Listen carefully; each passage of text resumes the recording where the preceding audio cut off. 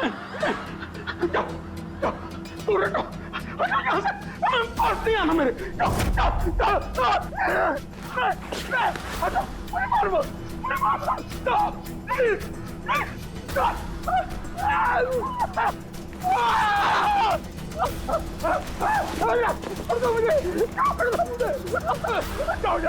मेरे पास मत आना, जाओ जाओ यहाँ से, मुझे मत मारो, छोड़ दो प्लीज, मुझे मत।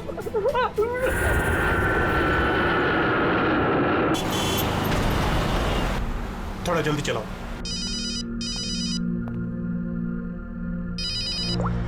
हेलो, इसवी प्रद्युमन। सर, एक खून हुआ है। खून हुआ? कौन बोल रहा है? शहर के मशहूर बिजनेसमैन जयंतीलाल जी का खून। जयंतीलाल जी का खून हुआ है? कौन बोल रहा है ये? देखिए सर, मैं कौन बोल रहा हूँ ये इंपॉर्टेंट नहीं है। इंपॉर्टेंट ये है कि सेठ जी का खून हुआ है और उनके घर वाले उनकी बॉडी को अंतिम संस्कार के लिए लेकर जा रहे हैं। देखिए सर, अगर बॉडी जल गई तो खूनी कभी नहीं पकड़ा जाएगा। अब देरी मत कीजिए प्लीज, जल्द से जल्द जाकर बॉडी जलाने से रोकिए। हेलो, आप कहां से बोल रहे हैं? कौन है आप? Hello, damn it.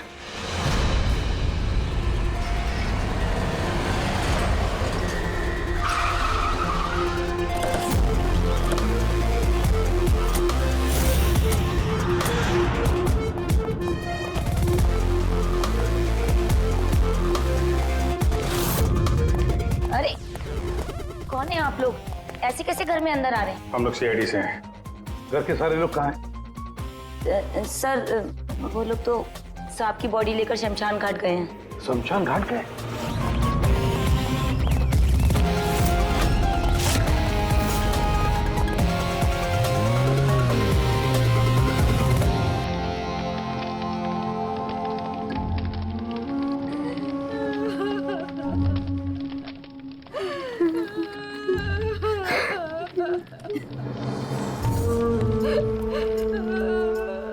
क्या बताऊं मैं, यकीन नहीं हो रहा कि जयंती भाई अब हमारे बीच नहीं है।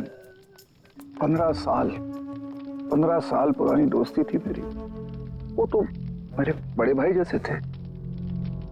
पता नहीं ये सब कैसे अचानक से हो गया।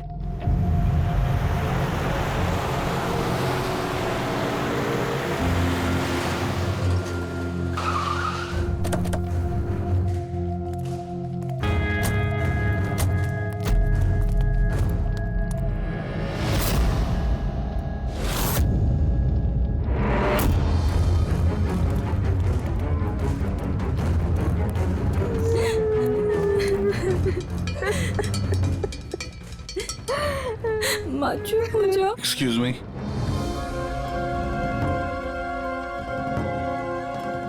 देखिए हम लोग सीआईडी से हैं। जयंतीलाल जी के परिवार वालों से मिलना चाहते हैं। मैं जयंतीलाल जी की पत्नी दीपा। दीपा जी, हमें पता है ये सही समय नहीं है पूछताछ करने की, मगर क्या करें? वो जयंतीलाल जी की मौत के बारे में हमें कुछ पूछताछ करनी है। पूछिए, क्या पूछना चाहते हैं आप लोग? आप सुशील जयंती, उनका बड़ा बेटा। सुशील जी, हमें खबर मिली है कि आपके पिता की मौत एक नेचुरल डेथ नहीं थी, उनकी हत्या हुई है। क्या? ये कैसे हो सकता है? I'm डॉक्टर सूरज, मैं जयंतीलाल का फैमिली डॉक्टर हूँ। मैंने ही कल रात उनको चेक करके उन्हें डेथ सर्टिफिकेट दिया था। He died a natural death। ये सही कह रहे हैं। जयंती भाई की मौत सभी घर वालों के सामने ही तो हुई थी, और इतने सालों से मेरा इस परिवार से रिश्ता है। वो लोग झूठ क्यों बोलेंगे? तो आप लोगों ने इतनी जल्दी में बॉडी क्यों जला दी? तो क्या ये भी गुनाह है? इतने महीनों से पिताजी बीमार थे, कितने इलाज किए, कितनी कोशिशें की, नहीं बचे वो। देखिए, हमें इंफॉर्मेशन मिली है कि जयंतीलाल जी की हत्या हुई है। क्या? हमने आपके पड़ोसी से भी पूछा, उन लोगों ने भी कल रात जयंतीलाल जी के चिल्लाने की आवाज सुनी थी। देखिए, पड़ोसियों ने जो कहा वो सही है, लेकिन उनको या आप लोगों को सही बात नहीं पता है। और वो सही बात क्या है? पिछले 3 महीने से डैडी की दिमागी हालत भी ठीक नहीं थी। वो ना सिर्फ लोगों को और बातों को भूलने लगे थे, बल्कि उनको हेल्यूसिनेशन यानी भ्रम हो गया था। गलत सही, सच झूठ का फर्क उनको समझ में नहीं आ रहा था। दौरे पड़ने लगे थे उनको लगने लगा था जैसे उनको कोई मारने वाला है। कल रात भी उनको ऐसा ही दौरा पड़ा था। अटैक इतना बड़ा था कि मुझे उन्हें बेहोशी का इंजेक्शन देना पड़ा और 2 घंटे बाद उनकी मौत हो गई। मैं आपको सारी डिटेल्स दे सकता हूँ, उनकी मेडिकल रिपोर्ट्स, मेडिकल हिस्ट्री, दवाइयाँ, सब कुछ दे सकता हूँ मैं आपको। हो गई तसल्ली आपको? अब हम अपना काम कर लें। इतनी जल्दी भी क्या है हेमंत? जरा सच तो सामने आ जाए।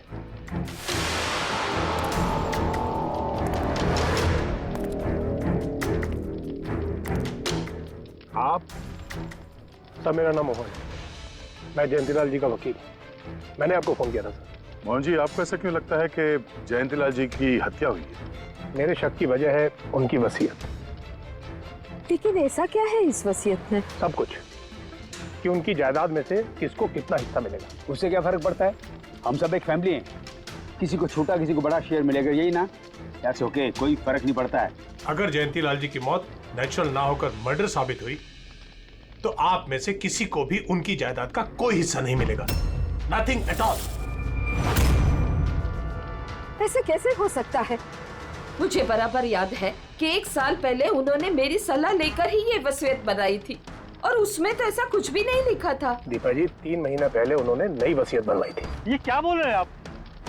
ये कैसे हो सकता है? ये सब कुछ बकवास है। अरे पिताजी आपको कब मिले? आप तो 3 महीने से हमारे घर पे आए नहीं और पिताजी भी 3 महीने से घर के बाहर निकले ही नहीं। तो फिर?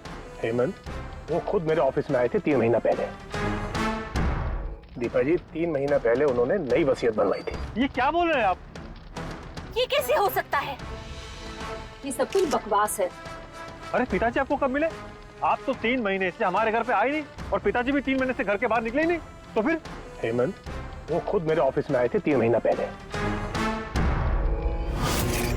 मैं अब जिंदा नहीं रहूंगा।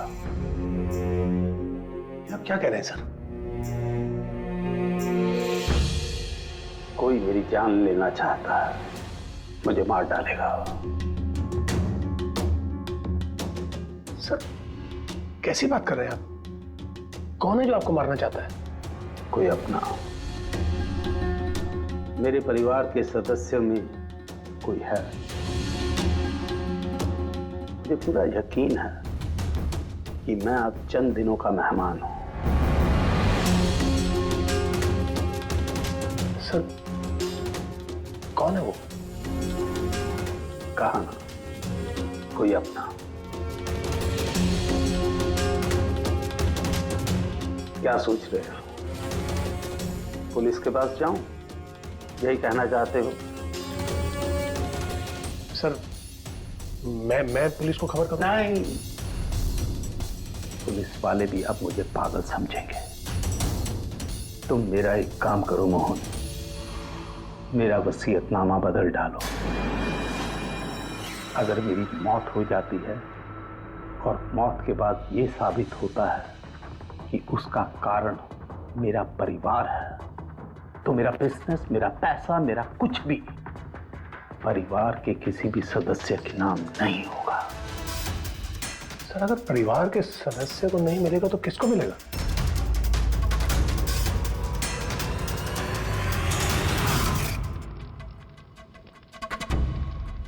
हमें नहीं तो किसे मोहन? जायदाद किसको मिलेगी? सर, सीआईडी को।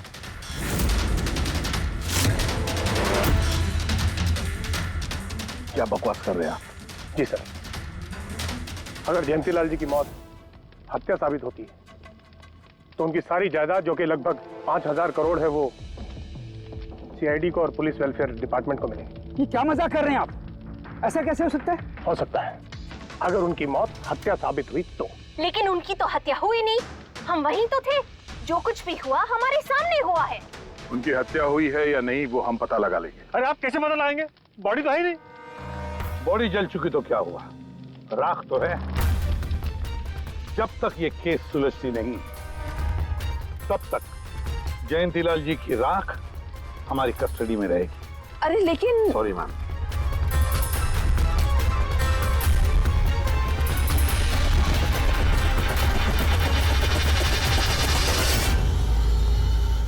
मोहन जी, सर जरा बताइए, क्या जयंतीलाल जी ने खुद आपसे कहा था कि उनके परिवार वालों में से कोई है जो उनकी जान लेना चाहता है? जी सर। क्यों? सर वजह तो पता नहीं, लेकिन उनको लगता था कि उनके घर वाले पैसों के लिए उनकी जान लेना चाहते हैं सर। बेटों से वो खुश भी नहीं थे। वो चाहते थे कि हेमंत और सुशील उनके साथ बिजनेस में हाथ बटाएं, उनके साथ बिजनेस करें, लेकिन ऐसा हुआ नहीं सर। ऐसा क्या हुआ? सर दोनों ने अपना अलग अलग बिजनेस शुरू किया, लेकिन उसे भी चला नहीं पाए। और हेमंत सर, वो तो एक नंबर का अय्याश निकला।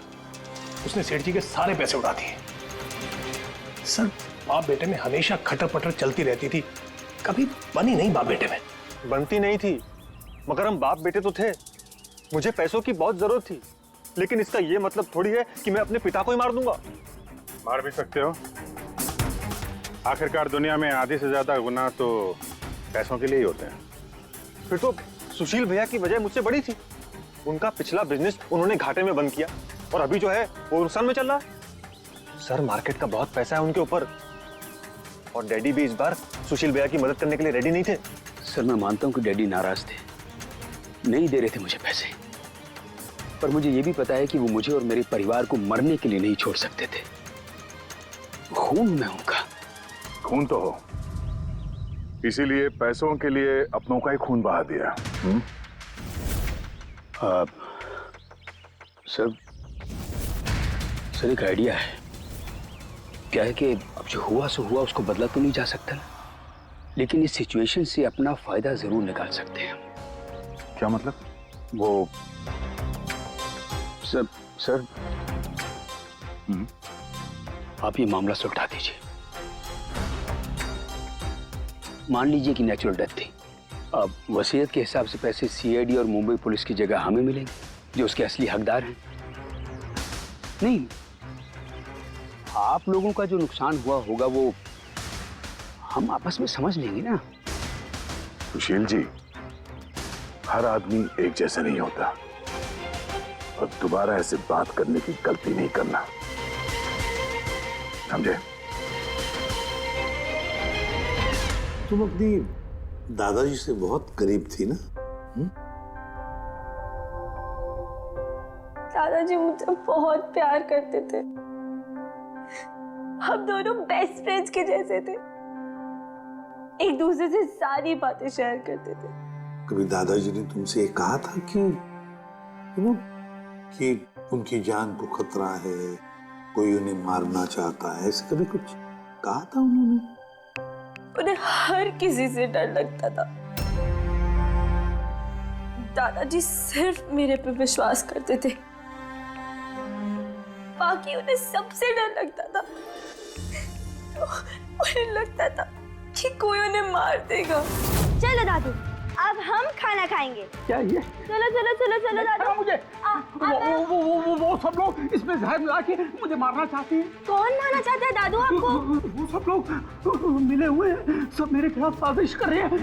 तू भी मत खा, अरे फेंक दे, वरना तू भी मर जाएगी। दादू आप मेरा विश्वास करो, ये खाना मैंने अपने हाथों से बनाया, इसमें कुछ नहीं है, इसमें जहर भी नहीं, कुछ नहीं है। दादू आप मेरा विश्वास करो। देखो देखो देखो, मेरे हाथों में खा रही हो ना, देखो देखो, मुझे कुछ हुआ, मैंने अपने हाथों से बनाया। चलो दादू, चलो चलो चलो, खाओ खाओ खाओ खाओ। गुड दादू, गुड दादू।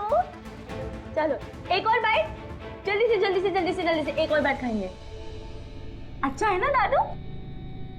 गुड गुड, चलो मुझे चलो। कितना प्यार करती है, तू मेरा कितना ख्याल रखती है, बाकी सब लोग मेरी दौलत के पीछे मुझे मार देंगे। दादू आपको कुछ नहीं होगा, आपका बहादुर बच्चा है ना इधर, मैं आपको कुछ नहीं होने दूंगी। देखो, अब तुम घर जाओ, जाओ, और देखो किसी भी चीज की जरूरत पड़े तो मुझे फोन करना, ठीक है? जाओ।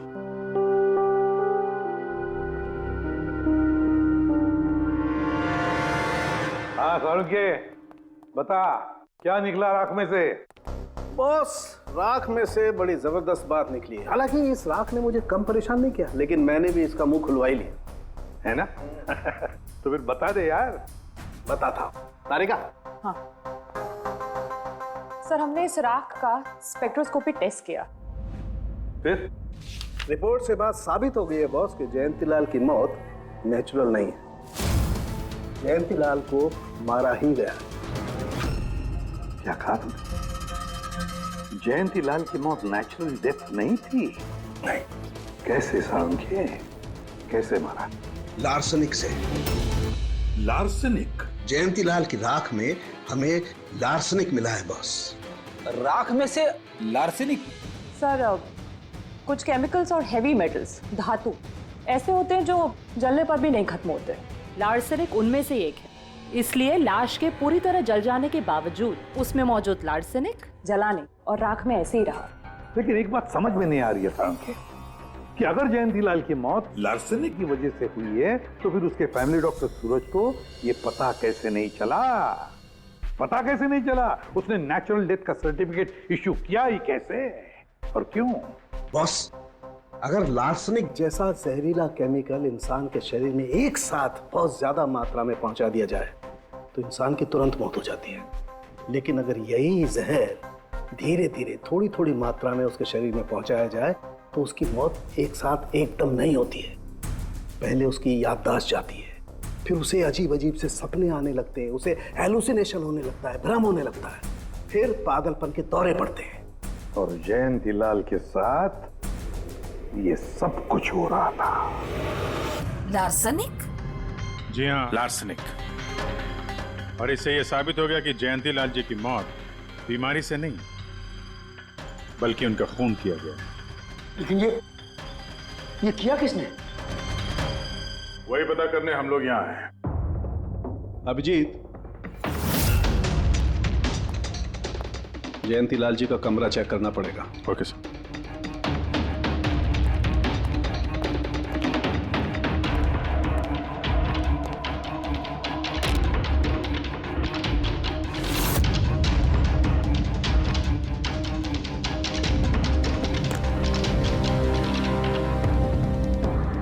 आप हम पे शक कर रहे हैं? आपने ऐसे सोच भी कैसे लिया कि हम लोगों में से कोई ऐसी घिनौनी हरकत कर सकता है? ऐसा कुछ नहीं है माँ, ये सब इनकी चाल है। डैडी की प्रॉपर्टी इन्हें मिल जाए इसके लिए मनगढ़ंत कहानी बना रहे हैं ये लोग। बकवास मत करिए सुशील जी, दोबारा ऐसा बोला ना अंदर डाल दूंगा।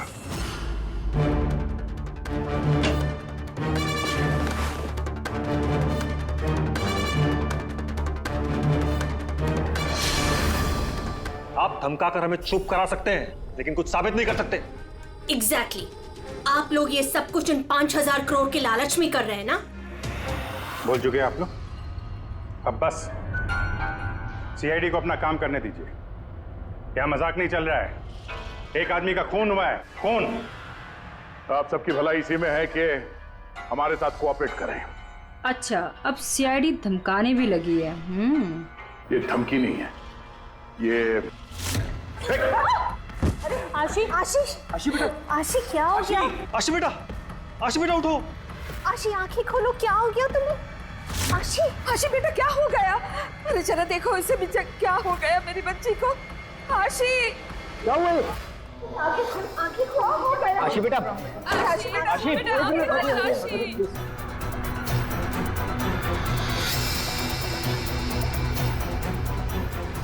क्या हो गया आशी? आशी, इसे हॉस्पिटल ले जाना पड़ेगा फौरन। हाँ पंकज। क्या?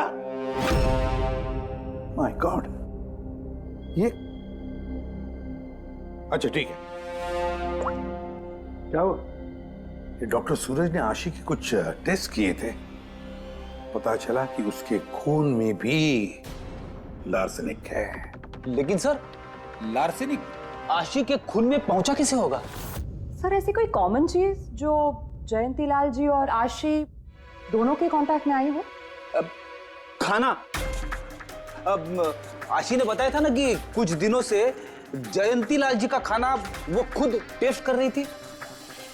नहीं बस खाना नहीं, ये कुछ और है। ये सालुंके साहब, ये आपको कैसे पता चला?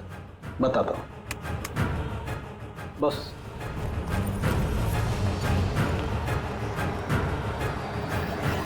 ये है वो बाल जो हमें जयंतीलाल के हेयर ब्रश में से मिला है। अब लार्सनिक तो अधिकतर नाखूनों में और बालों में ही जमा होता है। तो जब हमने इस बाल के छोटे छोटे टुकड़े करके एनालिसिस किया तो रिजल्ट आया ये। और सर हमने इन टुकड़ों का एटॉमिक अब्जॉर्प्शन टेस्ट किया तो पता चला कि दूसरे केमिकल्स के साथ साथ इसमें लार्सेनिक भी है। अब क्योंकि बाल धीरे धीरे बढ़ते हैं इसलिए हमने इस रिजल्ट को कैलेंडर के साथ टैली किया। बॉस, तब हमें पता चला कि जयंतीलाल को ये लार्सनिक 8 से 10 दिन के गैप में दिया जा रहा। और 8-10 दिन के गैप में? इसका मतलब जो भी है, जयंतीलाल को हर 8-10 दिन के इंटरवल पर लार्सनिक दे रहा था, धीरे धीरे मार रहा था। और इसकी शुरुआत हुई बॉस 3 महीने पहले। 3 महीने पहले? सर, हाँ, फिर तो खूनी जयंतीलाल जी के घर वालों में से कोई नहीं होगा। परिवार वाले 8-10 दिन तक इंतजार क्यों करेंगे? एक ही बार में मार देंगे। फ्रेडी, परिवार वाला भी तो जयंतीलाल को धीरे धीरे मार सकता है ताकि किसी को उस पर शक ना हो। सर, पिछले 3 महीने से कुछ मसाज करने वाले आ रहे थे, मैंने बताया तो था आपको। हाँ, चेक कर चुके हम उनको। उनके अलावा और कोई आता था क्या? कोई एक हो तो बताऊं। उनके दोस्त, पुराने बिजनेस पार्टनर और ऑफिस के स्टाफ वगैरह बहुत सारे लोग आते रहते थे घर पे। जी, डैडी बहुत सोशल थे। लोगों से मिलना जुलना, पार्टीज में जाना उनको बहुत अच्छा लगता था। इसीलिए जब उन्होंने बाहर जाना बंद कर दिया तो लोग उनसे मिलने घर पर आने लगे। लेकिन इन लोगों को हम अच्छी तरह से जानते हैं सर। इनमें से कोई ऐसा नहीं कर सकता है। भाभी देखिए ना, ये कैसा निशान लगा है। 4 बार धोया, 4 बार छुटाया, फिर भी नहीं हट रहा। अरे ठीक से धो ले, साफ हो जाएगा। अरे भाभी कितनी बार रगड़ा, नहीं जा रहा। और जाएगा भी नहीं, क्योंकि ये दाग खून का है। खून? जी हाँ। सुनिए, आपके कुर्ते पे ये खून का दाग कहाँ से आया? आपको कहीं चोट लगी है क्या? क्या हुआ आपको? मुझे नहीं पता। अरे मुझे मेरे कुर्ते पर कहाँ से आया? मैं खुद हैरान हुआ था कल जब मैंने इसे देखा। तो कल लगी आपको ये चोट? नहीं, मुझे कोई चोट नहीं लगी। हाँ, जब मैं कल लोगों से मिल रहा था तब ये खून का दाग लगा मुझे।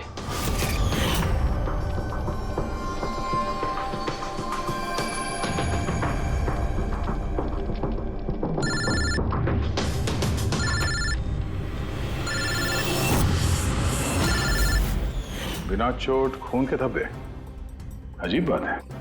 वही तो। और कुछ हुआ था कल? कोई खास बात? नहीं सर, और कोई खास बात नहीं। साहब, एक बात अजीब हुई थी। क्या? कल सुबह मुझे गार्डन में कांच के कुछ टूटे हुए टुकड़े मिले थे। कांच के टूटे हुए टुकड़े? तो फिर? साहब, उन टुकड़ों में खून लगा हुआ था। क्या? कांच के टुकड़ों में खून लगा हुआ था? जी। कहाँ पर है वो? अब वो तो मैंने कचरे के डिब्बे में डाल दी। इस कुर्ते पे खून, कांच के टुकड़े पे खून। कहाँ देखे थे वो कांच के टुकड़े तूने? ये देखिए, यहाँ पर मिले थे मुझे कांच के टुकड़े। यहाँ पर? जी।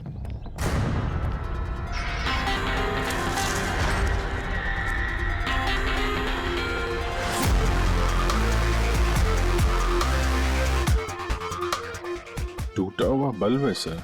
बल्ब का टुकड़ा मिला क्या उसको? काम करो अभिजीत, इस घर में जितनी भी लाइटें हैं, लैंप्स हैं, सब चेक करो। देखो कोई बल्ब गायब है क्या?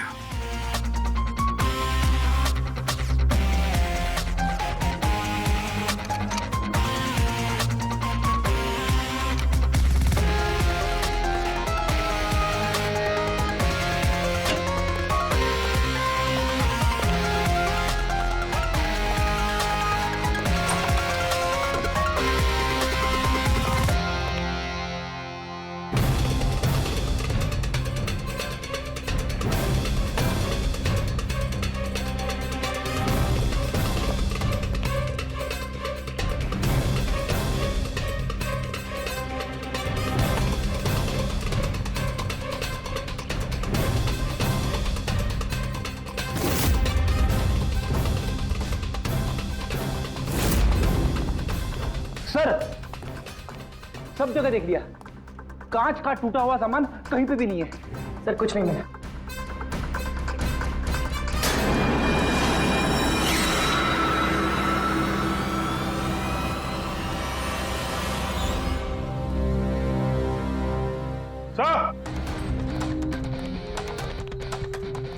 हाँ जी, ये सही है, देखिए यहाँ का बल्ब गायब है।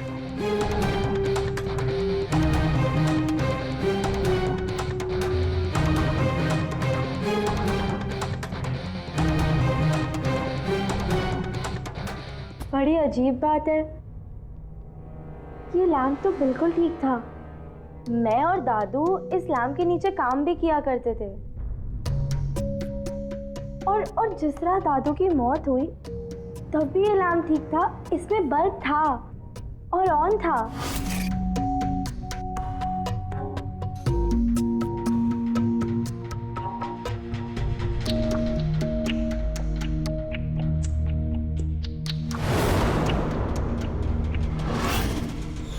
तो फिर इस लैम्प से बल्ब अचानक गायब कैसे हो गया? क्यों कविता? नहीं साहब, मुझे कुछ नहीं मालूम ये बल्ब कैसे गायब हुआ, किसने निकाला, मैं कुछ नहीं जानती। लेकिन सर ये बल्ब कोई गायब करेगा क्यों? सर इस बल्ब का और इस लैम्प का कुछ ना कुछ तो लेना देना है इस केस में।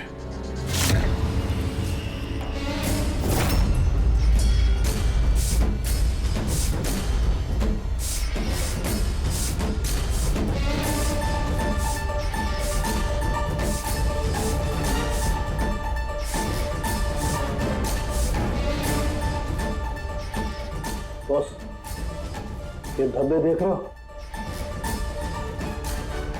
ये धब्बे लार्सनिक के हैं। लेकिन ये लार्सनिक के धब्बे पूरे लैंप पर कैसे है? बॉस, हुआ ये होगा, खूनी जयंतीलाल जी के घर पे आता होगा हर 8 या 10 दिन में। नमस्ते साहब, साहब ऊपर है अपने कमरे में।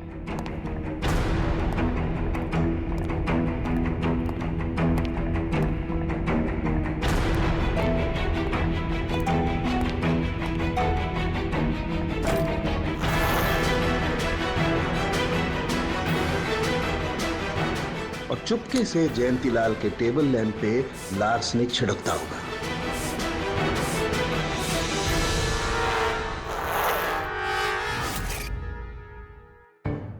शायद जयंतीलाल जी हमेशा इस टेबल पर बैठ करके काम किया करते थे।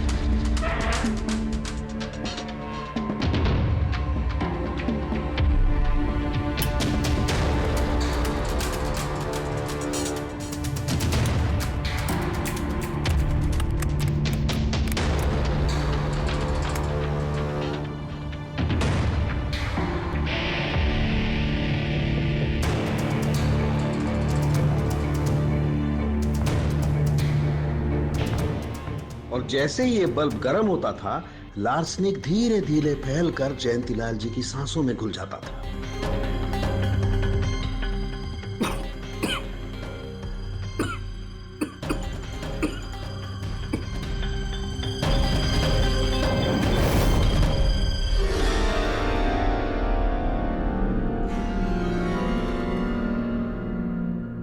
सालू के साथ आशी को लार्सेनिक का इतना असर क्यों नहीं हुआ? उसे लार्सनिक का इतना असर इसलिए नहीं हुआ फ्रेडी, क्योंकि वो यहाँ हमेशा नहीं रहती थी, कभी कभी आती थी अपने दादाजी के पास। यार ये जो भी कोई है, इस जयंतीलाल के और घर वालों के करीब का ही कोई है, इसलिए वो जयंतीलाल की मौत के वक्त यहाँ मौजूद था। और मौत होने के बाद में सबूत मिटाने के लिए उसने उस लैंप में से वो बल्ब निकालकर अपने जेब में रख दिया होगा और फिर सभी घर वालों से मिलते वक्त सुशील जी को भी अपने गले लगा लिया। जैसे सुशील को उसने गले लगा लिया, उसके जेब में जो उसने बल्ब छुपा के रखा होगा वो फूट गया, जिसकी वजह से उसके कमर में जख्म भी हुई और उस जख्म से जो लहू निकला, जो खून निकला, वो सुशील के कपड़ों पर आया। मतलब सर खूनी घर वालों में से कोई होगा? नहीं फ्रेडी, घर वाला तो नहीं लगता, और घर वाला होता तो बल्ब जेब में रख के थोड़ी ना घूमता। ये तो कोई ऐसा आदमी है जिसके पास वही एक मौका था सबूत मिटाने का, वो चंद मिनट। घर वाला तो कभी भी निकाल लेता। सर उस दिन तो कितने लोग आए थे यहाँ, खूनी का पता कैसे चलेगा? सर उस दिन मीडिया के लोग भी आए थे, कौन आया कौन गया ये सब रिकॉर्ड तो किया ही होगा उन लोगों ने। तो चलो देख लेते हैं किस किस ने सुशील जी को गले लगाया था।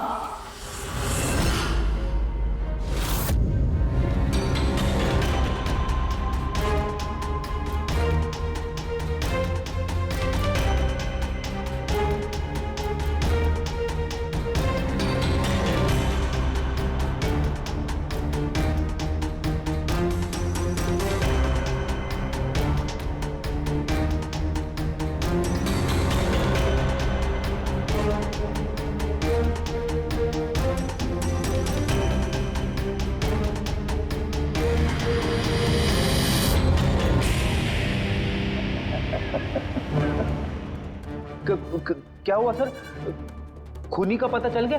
हाँ फ्रेडी, खूनी मिल गया। कौन है? फ्रेडी, इस आदमी की पूरी कुंडली निकालो, पता लगाओ पिछले 3 महीनों में ये कहां कहां गया था, किस किस से मिला था, क्या क्या किया है इसने, सब कुछ।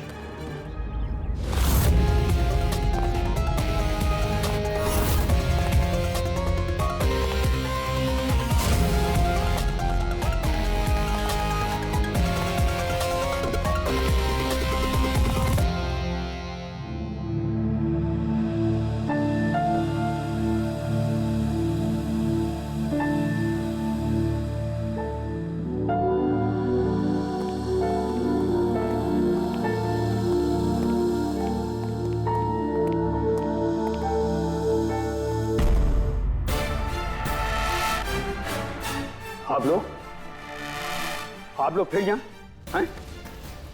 खूनी का तो पता चला नहीं होगा, कुछ छानबीन रहेगी होगी। नहीं सुशील जी, कोई छानबीन नहीं बची है, खूनी का पता चल गया है और खूनी अभी इसी वक्त यहां हम सब के बीच मौजूद है। क्या? कौन है वो?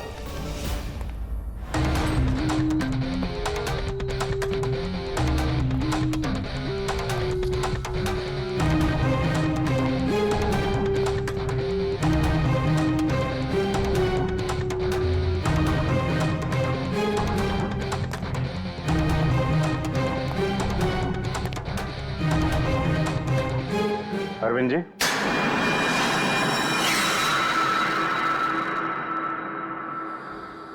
जरा उठेंगे आप? मैंने क्या किया? अरविंद जी, आपने क्या किया इसका तो पता हमने लगा ही लिया। बस अब आपके कारनामे हम आप ही के मुंह से सुनना चाहते हैं। क्या बकवास है ये? आप मुझ पर इल्जाम लगा रहे हैं। आपको क्या लगता है कि मैंने जयंती को मारा? अभिजीत, मौका मिला था, मान जाते तो सबके सामने कपड़े नहीं उतरते। जरा एक कुर्ता उठाना। क्यों? अरे उठाओ सर। क्यों?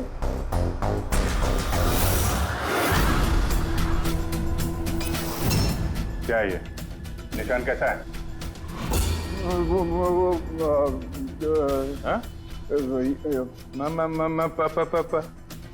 कौन सी भाषा बोल रहे हो तुम? हिंदी में बोलो, हिंदी में, मातृभाषा है हमारी। भूल गए क्या? याद दिलाओ। हाँ? नहीं सर,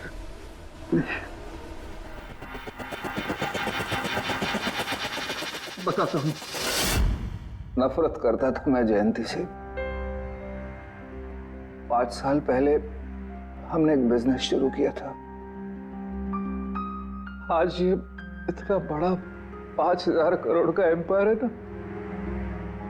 वो मेरे मेहनत की कमाई थी। मैंने अपनी जिंदगी की सारी जमा पूंजी इस बिजनेस पे लगाई थी, पर जयंती की नीयत में खोट थी। उसने मुझे धोखा दिया, मुझे मेरी कंपनी से निकाल दिया। तब मैंने सोचा कि जब मौका मिलेगा तो मैं इसका हिसाब चुकता करूंगा। और वो मौका तुम्हें मिला 3 महीने पहले एडवोकेट मोहन के ऑफिस में, जहां पर जयंतीलाल जी भी आए थे और तुमने चुपके से उन दोनों की बातें सुन ली थी। अगर मेरी मौत हो जाती है और मौत के बाद ये साबित होता है कि मेरी किसी ने हत्या की है, तो मेरा बिजनेस, मेरा पैसा, कुछ भी मेरे परिवार के किसी भी सदस्य को नहीं मिलेगा। सर, अगर परिवार के सदस्य को नहीं मिलेगा तो किसको मिलेगा? CID को, जो मेरा मर्डर इन्वेस्टिगेट करेगा। मुझे लगा अच्छा मौका है। जयंतीलाल को मारूंगा मैं और शक जाएगा उसके परिवार पर। और इसीलिए तुमने जयंतीलाल की तरफ दोस्ती का हाथ बढ़ाया, एक नया प्रपोजल लेकर। क्यों?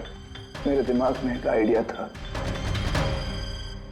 जिसके लिए मेरा उसके घर बार बार जाना जरूरी था।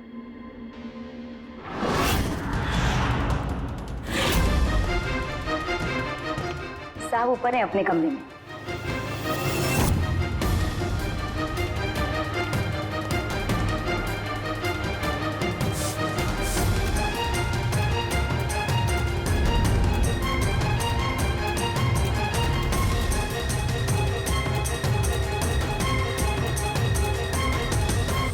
लेकिन ACP साहब, आपको इन पे शक कब हुआ? दीपा जी, जयंतीलाल जी की अंत्येष्टि के दिन जो मीडिया कवरेज हुआ था, जो मीडिया वालों ने वीडियो फुटेज लिया था, उसकी मदद से जयंतीलाल जी की अंत्येष्टि के दिन घर के बाहर जो इन्होंने कुर्ता पहना था, शमशान भूमि पर वो कुर्ता बदल दिया गया था, क्योंकि उस पर खून जो लगा हुआ था। क्यों Arvind ji?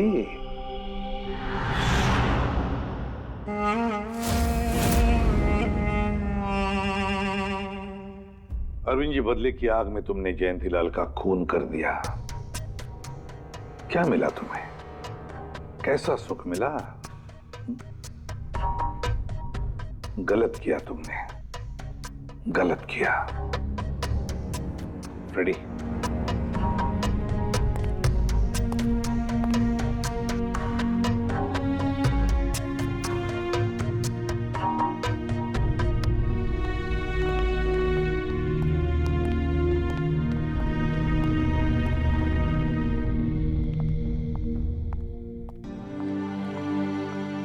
Thank you sir, thank you very much, and we are sorry, हम लोगों ने आपको काफी बुरा भला कहा। मैं दरअसल हमें लगा कि पैसों के चक्कर में आप हम परिवार वालों को इस केस में कल्प्रिट बनाने की कोशिश कर रहे हैं।